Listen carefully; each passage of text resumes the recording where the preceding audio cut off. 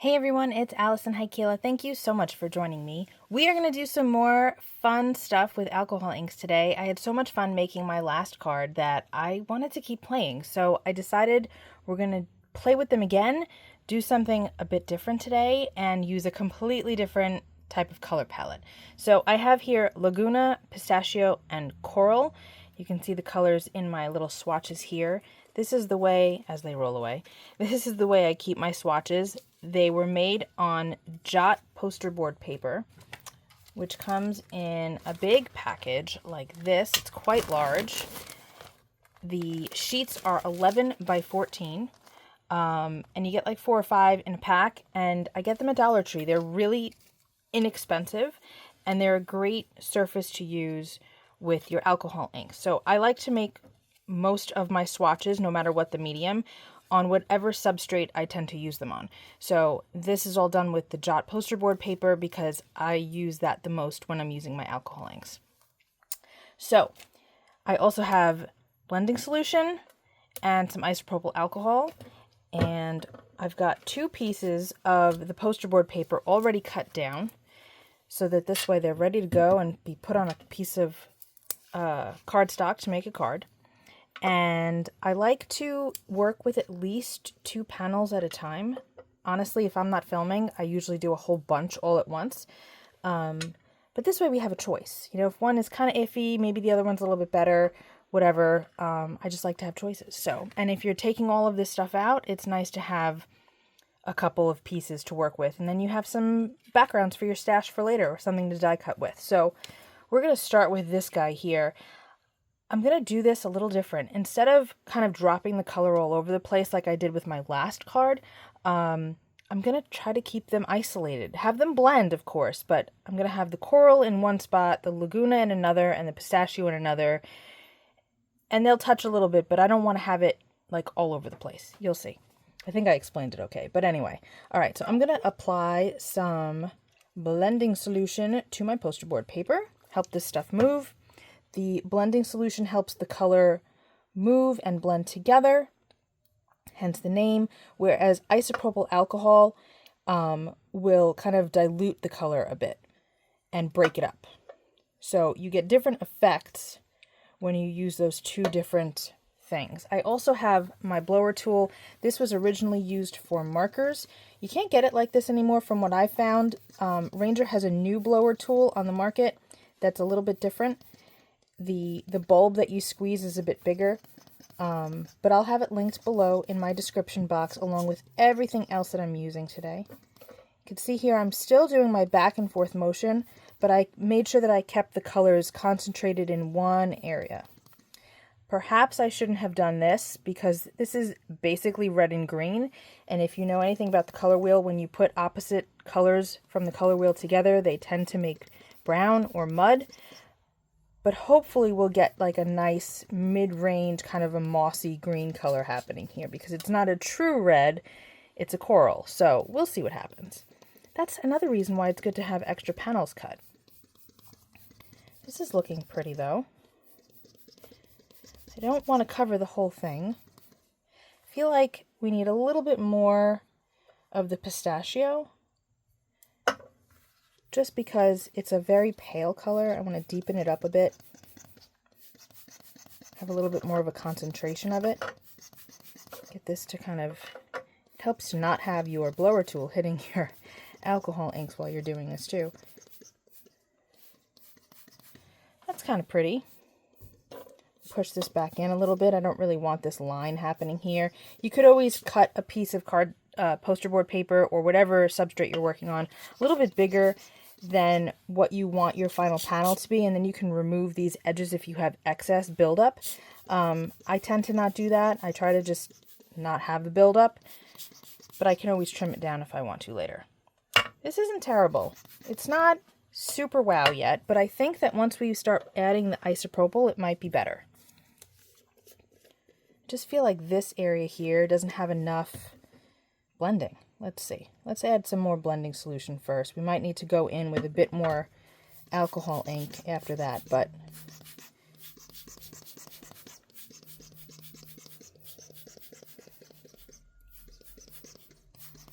It's not quite what I'm looking for. A little bit more of the pistachio. It tends to get lost.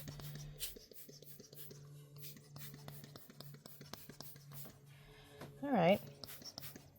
Got some interesting texture happening here that we don't have in the other areas.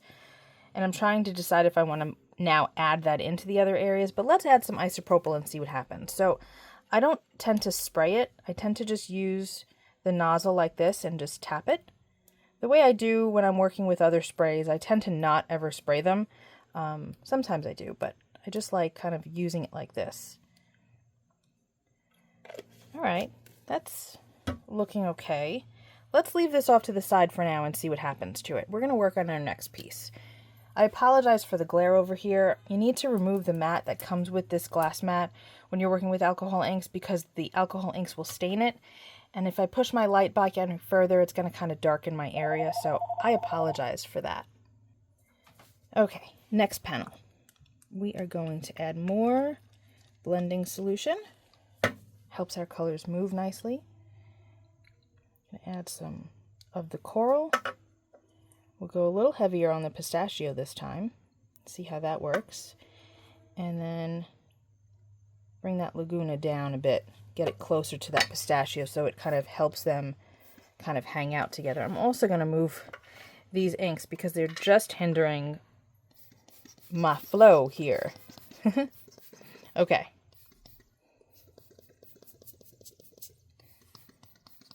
This is looking nice already. I'm happy with this.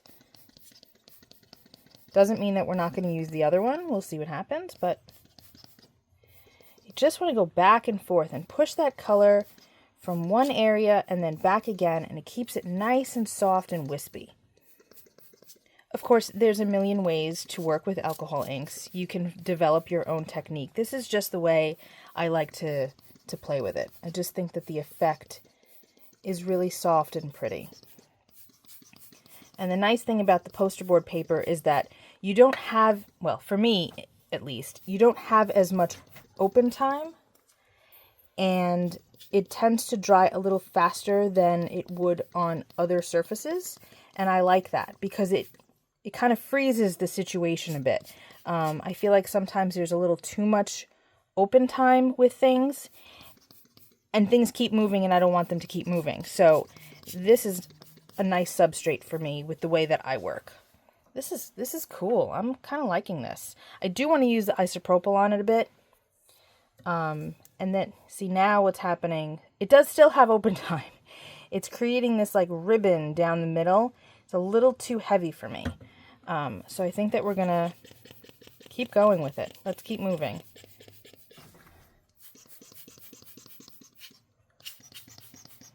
Yeah, this is better.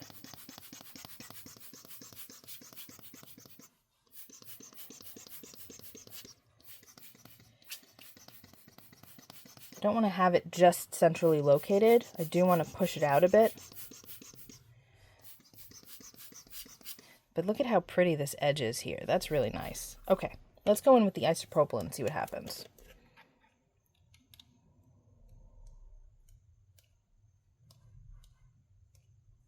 It just breaks it up in a really fun way. It kind of pulls that color out, creates these sort of halos of color, and I think it's really nice. A little bit more in here. Okay.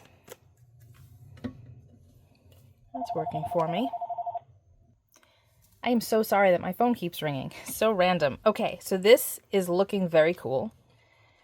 And now this guy is pretty dry, and I really love it. I think it came out really great. I love these little bits of something that's happening here. These like fingers that are reaching out. I don't know, tendrils maybe, but this is really working for me. And we're going to go with this panel. So I'm going to make sure that they're fully dry, and then we're going to move on. This is not going to be a super complicated card, you guys. You can use what you've got in your stash. I think you're going to like what we come up with. I have the Everyday Foliage die set from Simon Hurley and Spellbinders. I have used this die set a number of times in videos already, and it's really a favorite of mine. I love this foliage. I love this big like Chinese mum, and we're going to use at least 2 of these, I would think. maybe one, probably two though. So since I'm not sure what we're going to do with them yet, although I have an idea, I've got some white cardstock. This is Accent Opaque cardstock. Use whatever your favorite is. This is what I use for my card bases, so I want to make sure that it matches because I have a feeling, you guys, that we might leave our card base white today. I've got a little bit of something happening over here, so I want to make sure I avoid that. And I'm going to just die cut all three of these out of this cardstock, and then we get to play with them and see how we're going to use them on our panel. Here are the three pieces, and you can see just how beautiful they are. They're so detailed. I really, really love these. They're so well designed. Okay, so my first thought obviously was to work with this. I'm going to call this a Chinese mum. It looks like a Chinese mum to me. And then adding a piece of foliage to that. And I still think that I like that idea. But what's going to help us make that decision is what we're going to do with our sentiment. So I've got the Simon Says stamp and CZ Design Thank You. Far and away, CZ Design has my favorite sentiments. I love the fonts that she uses. I love the things that she's got for her dies, etc., etc. I just love them so much. So whenever I can, I try to pick up a couple of them. So always need thank you cards, right? This is die cut out of black. We could also use the shadow layer if we want to, but I like to keep extras of whatever I cut in my envelope. It just makes things easier if I'm trying to figure out placement. We are not going to be using black, I promise. But I think that that's kind of nice, having it like this, right? So I actually do really like that. I was originally thinking that I was going to use this guy, but I think that this solid one might work a little bit better. I'm still just trying to figure out how I want this to be oriented. I don't know if it matters so much, but because it's just pretty no matter what. I like that. I think that that's really nice. Okay, so what we need to do now is die cut our sentiment so that we can really make sure that our placement is what we want or where we want it. So we're going to use Vellum for the shadow layer because I think that that is going to be perfect. It's not going to overpower the background. You'll still be able to see some of the color through it, but it's going to soften it enough where it's not, that the words won't be quite so harsh on the background. I also have some gold metallic paper or foiled paper. This is from Michaels. I say it all the time. I've already said it like 3 times in this video. Use what you've got. If you don't want to use gold, you can use whatever color you like. It doesn't have to be shiny, but I think it's going to add a bit of elegance to this card, and I think it's going to be really nice. So I'm going to die cut the sentiment, adhere it together, and then we'll play with our element and finish this card up. Okay, here is our sentiment. It's just simple, elegant, pretty, not overpowering. And I really like this. I think that that is so nice. I kind of want to hide the connection of the stems. So my thought is that it should hide under this N here. I think that that's all right. See how nice that is?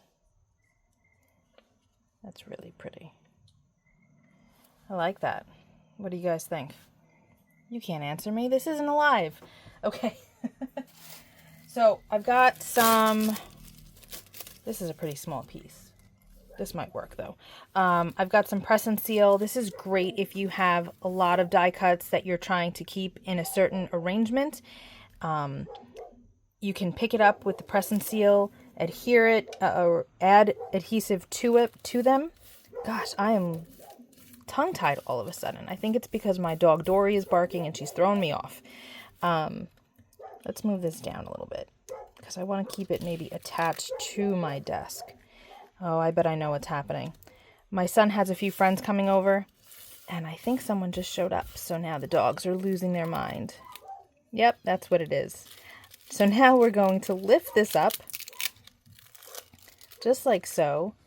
Keep this in place like that. You see it's still attached here. And we are going to add our adhesive to the back, flip it back over, and everything is going to be where it needs to be. So I apologize for my dog barking. Just going to add some glue. I'm going to do this off camera because she's still barking and it's a little distracting for all of us, I would imagine. All right, I'll be back when this is glued and we'll flip it over together. Okay, hopefully you can see that there's glue all in the back here. And now we're going to just flip this over. The dogs are still barking. I'm so sorry. I get very excited when we get guests. And you can let this kind of hang out here if you want to for a minute, but I'd rather peel it off just in case I get any glue actually on the press and seal. I don't want this to be permanently attached to my panel. And then we can decide if we need to add any extra glue where we weren't able to reach before. But honestly, I think that this is totally fine. We have enough glue on there where it's not a big deal. But see how easy that is? Isn't that nice? Oh, I love this. It's so pretty. Okay, so now we've got our card base. And I know I said before that we were probably going to leave it white, but it's just, I can't. I feel like it needs something. Also, because the white, this is a little crooked, because of the white of the Jot poster board paper is a little less stark than the card base, it just looks a little off to me. I feel like we need something else. So here's what I'm thinking. Gold embossing powder. I think it's going to look really beautiful. So I'm going to add some, this is, I believe it's champagne. Oh, this is detail gold. Do I want detail gold? Yeah, detail gold is fine. I was going to go with champagne, but this is fine. I think it'll be close enough. So I'm going to take some VersaMark ink. This is one of my favorite things to do, honestly. Not just heat embossing in general, but adding embossing powder to the edges of a card base. I just think it adds something extra and unexpected, especially if you use something that really has a lot of interest in it. The detail gold is pretty, but like if you have a powder that has glitter and not sequins, but like different colors in it or whatever, it adds something totally different. And a lot of times it's like, how did you even do that? You know, because you might not realize that such a simple thing such as what we're doing here is what was done, and it just adds a lot of impact. I'm rambling a little bit, but I love heat embossing. I say it all the time. It's always been my favorite technique, and I think it always will be. Because there's so many ways that you can use heat embossing, and it can just really add so much to whatever project you're making. It doesn't have to be a card. Okay, so this is a little all over the place at the moment. That's fine. I'm trying to decide if I want this to be completely covered. Yeah, we do. Okay, so I'm going to grab my VersaMarker because I didn't go heavy enough over here. Originally, that one's messed up. That's an old one. Hold on, let me get my other guy. This guy's fine. Originally, I was thinking that some of the white would still show, but we're not going to do that. Well, that didn't touch. It's okay. We can just go over it and then I can clean off the marker. Not a big deal. All right, that should be fine. And if it's not, we'll just do something else. We'll just add more after. Okay, I'm going to clean this up and then we'll heat set it. Now, normally what I do, I'm going to turn on my heat tool, is I'll just do two sides at a time. But since I'm being chatty today, I forgot that. And now we're going to do all four at once. But that's fine. It's okay. So now this is nice and hot. And you can just watch the magic happen. How pretty is that? You could do this with any type of embossing powder. And it's just a fun little way to use it, you know, not just with a stamped image that you're working with or whatever. Using it like this is just fun and, like I said, a lot of times unexpected. And you don't have to worry that you're using so much powder because it's really not that much. And in reality, if you're only using it for stamped images, you're not really ever using very much anyway. These jars last forever. I really never have to replace any of them. And I've been heat embossing for many, many, many years. Many years. How fun is that? Okay, let's look at it with this so you can really get the big picture. Oh, that's fabulous. It's a little warped, but that's okay. Oh my gosh, you guys, I love this. Let's glue it. Let's get it glued. Get it done. Okay. So if you don't have die cuts that are flowers and foliage, that's okay. You don't need to use flowers and foliage the way I did today. You could just put a sentiment if you want to. You can, if you have like a butterfly or a snowflake or something like that, whatever.